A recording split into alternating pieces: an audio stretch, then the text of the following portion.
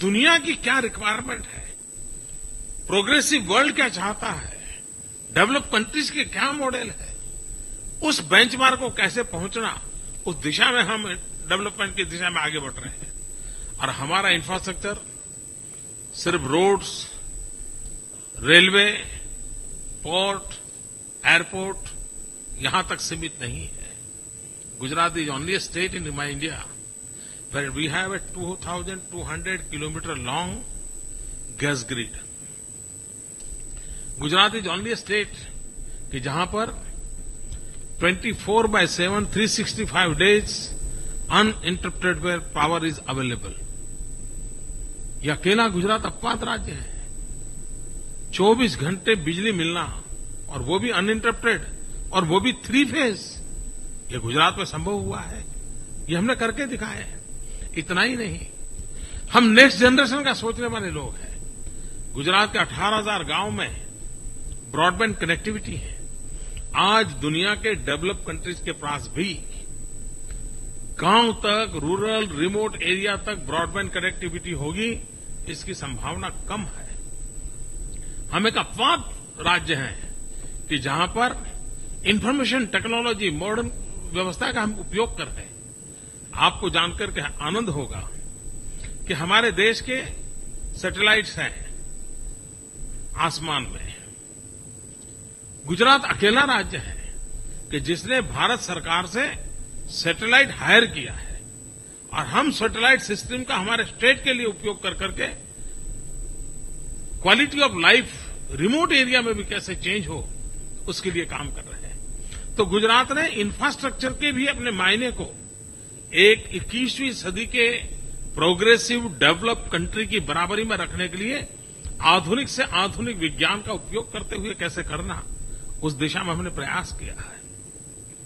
गुजरात एक ऐसा प्रदेश है कि जब रॉ मटेरियल नहीं है तो आपकी स्किल, आपके मैनेजमेंट और आपका कल्चर वो किसी को भी आकर्षित करता है। और हमने ह्यूमन रिसोर्स डेवलपमेंट पे बल दिया है, स्किल डेवलपमेंट पे बल दिया है।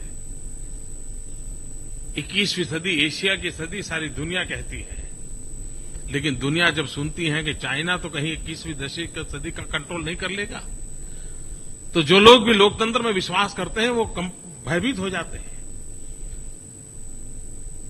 चाइना में के पास स्किल डेवलपमेंट का एक बहुत बड़ा मिशन चल रहा है।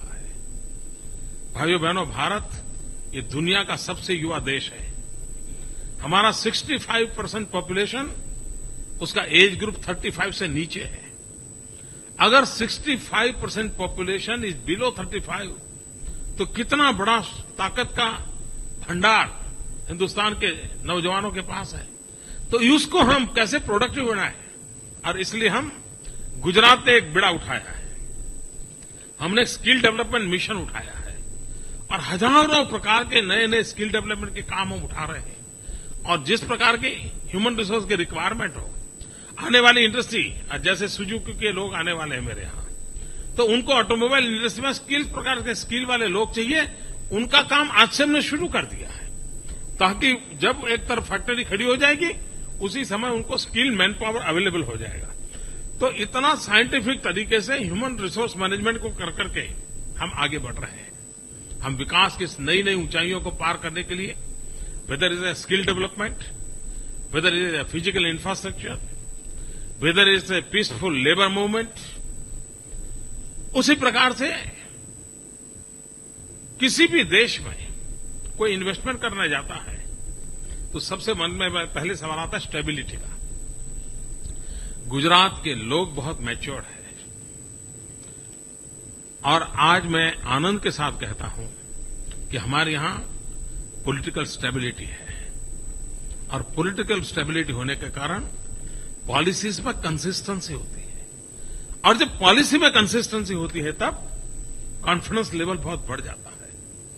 आज गुजरात में इन्वेस्टमेंट इतनी बड़ी मात्रा में आता है, उसके पीछे एक बहुत बड़ी अहम ये रीजन है कि हमने कंसिस्टेंसी होना हमारी पॉलिसी में होने के कारण उसको भरोसा है कि ये ब्लैक एंड व्हाइट में जो नीतियां मुझे मिली है, जिसमें ग्रे एरिया का कोई स्कोप नहीं है, मैं आंख बंद कर करके उसकी ओर आगे बढ़ सकता हूं, और हम उस दिशा में बढ़ने जा रहे हैं। जापान और गुजरात मिलकर के बहुत बड़ी मात्रा में आर्थिक क्षेत्र में अपना पदार्पण कर सकते हैं।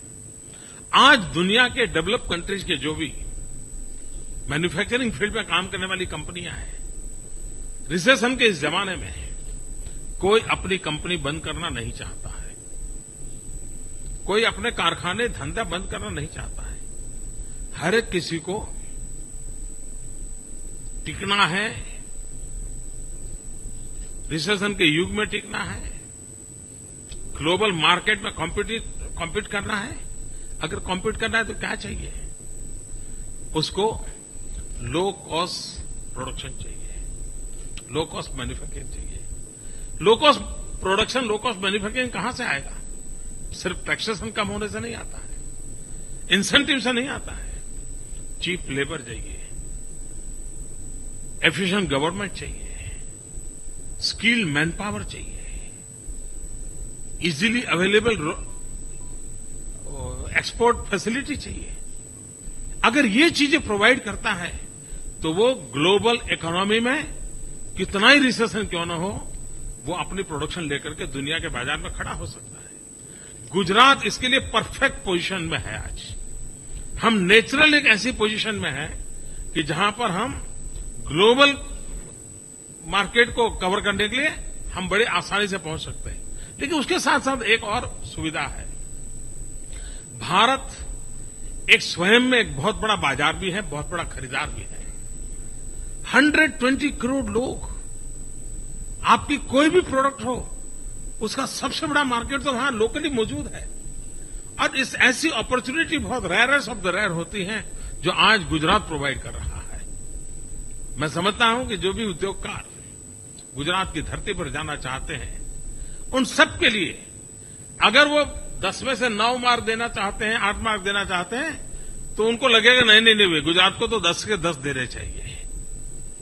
आप जितने भी पैरामीटर तय करेंगे, उन सभी पैरामीटर में गुजरात आज एक नया विश्वास लेकर के आया है, नया प्रगति के नए आयाम को लेकर के आया है, और उसी को लेकर के हम आगे बढ़ रहे हैं। और जब मैं आपके बीच आया हूं, तब जेट्रो का एक बहुत बड़ी team, more than 100 members delegation came to Gujarat, और वो रहे, देखा उन्होंने अपनी आंखों से। मैं जितना शब्दों में कह रहा हूं, उससे ज्यादा बारीकाई से उन्होंने देखा, और उसी का नतीजा है कि आज एक अलग परिणाम आया है। हम गुजरात में जापानीज सिटी बनाने की दिशा में काम कर रहे हैं। हम special economic zone, Japanese special economic zone बना रहे हैं। 2 हमने ऑलरेडी आइडेंटिफाई कर दिए हैं। एक दहेज में, जहां हिटाची के नेतृत्व में डिसैलिनेशन का एशिया का सबसे बड़ा प्लान हम लगा रहे हैं, और दूसरा मारुति सुजुकी के माध्यम से जो हमारा कार का प्लान बनने वाला है, उसके नजदीक में। और हम एक मिनी जापान क्रिएट करना चाहते हैं। जापानीज को एट होम फील होना चाहिए। ये हर प्रकार की व्यवस्था हम खड़ी करना चाहते हैं, और मैं मानता हूं उसके कारण जापानीज को जैसे आउट हाउस गए हैं ऐसा लगेगा।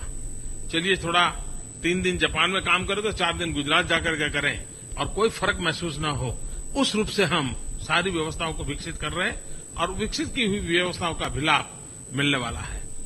जहां तक एफिशिएंसी का सवाल है, सब लोग जानते हैं गुजरात बहुत ही क्विक डिसीजन मेकिंग स्टेट है।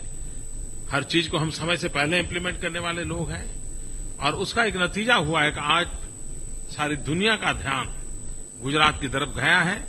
आज मैं जब जेट्रो के बीच आया हूं, तब मैं आप सबको निमंत्रण देता हूं कि आप आइए गुजरात, फील गुजरात, एक्सपीरियंस गुजरात। और एक बार अगर आपने फील किया, एक्सपीरियंस किया, तो इन्वेस्ट करने के लिए मुझे कभी कुछ समझाना नहीं पड़ेगा। वो निर्णय आपका होगा, और मेरे से भी ज्यादा बहुत मजबूत भरा निर्णय होगा, ये मेरा विश्वास है। और friends, I have been thinking that Japan has a strength of experience, Gujarat has the power of enterprise. Japan has technology. Gujarat has a talent to absorb it. Japan has the keenness of discipline. Gujarat has a zeal for performance.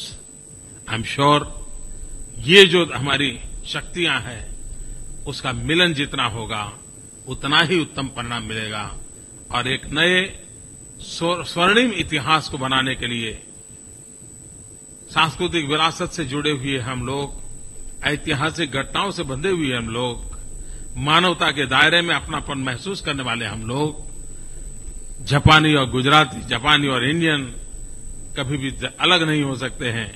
इतनी निकटता जिन लोगों में है और हम न सिर्फ Asia का पूरे विश्व के भाग्य बदलने के लिए एक शक्ति के रूप में उभर सकते हैं, ऐसा मेरा पूरा विश्वास है। उस विश्वास के साथ आज जब मुझे आप सबके बीच आने का मौका मिला है, मैंने कुछ बातें कही हैं। जो इंटरप्रेटर हैं उन्होंने मेरी बात को, क्योंकि मेरा लिखित भाषण न होने के कारण इंटरप्रेटर को भी काफी तकलीफ तो आई होगी, लेकिन फिर भी मेरी इस भावना को आप तक पहुंचाने में बहुत मदद की होगी। हमारे साथ बहुत ही बड़ा हाई पावर डेलीगेशन आया हुआ है। हमारे अधिकारी मिस्टर साहू को मैं कहूंगा कि हमारा जो डेलीगेशन आया है उसका भी आप लोगों से परिचय करवाएं, ताकि बाद में जब मिलना जुलना हो जाएगा तो आप उनसे भी बात कर सकते हैं। हिंदुस्तान के लीडिंग इंडस्ट्रियल ग्रुप आज मेरे साथ यहां आए हुए हैं। उसी प्रकार से मेरी सरकार के टॉप मोस्ट ब्यूरोक्रेटिक टीम है, ऑफिसर्स हैं, वो भी मेरे साथ आए हैं। आपकी हर सवालों का जवाब, हर बातचीत का सवाल जवाब यहां आपको जरूर मिल जाएगा। मेरी पूरी टीम का उसी प्रकार से जो बातें मैंने बताई हैं, कुछ फैक्ट्स एंड फिगर के साथ एक प्रेजेंटेशन के माध्यम से आपको और चीजें मिस्टर साहू दिखाएंगे। मैं मानता हूं कि आप लोगों ने जो समय दिया है उस समय आपका भविष्य में एक बहुत बड़ा साहसपूर्ण निर्णय करने के लिए एक अच्छा अवसर बन जाएगा, ये पूरा विश्वास है। मैं फिर एक बार जापान के उन सभी उद्योगकारों का बहुत बहुत अभिनंदन करता हूं कि आपने गुजरात को जानने समझने के लिए इतनी बड़ी मात्रा में यहां आए, समय दिया। मैं फिर एक बार आप सबका बहुत आभारी हूं। मैं जेट्रो का बहुत आभारी हूं कि जेट्रो ने इस सारे काम का बीड़ा उठाया है और जेट्रो की जितनी अपेक्षाएं हैं वो सारी अपेक्षाएं पूरी करने के लिए हम भरपूर प्रयास करेंगे। बहुत बहुत धन्यवाद। हम गुजरात में बचपन से जापानी का एक शब्द बराबर लगातार सुनते आए हैं, बोलते आए हैं और वो शब्द हम कहते हैं हमेशा सायोनारा। सायोनारा शब्द हमारे यहाँ काफी पॉपुलर हुआ है। बहुत बहुत धन्यवाद। Thank you.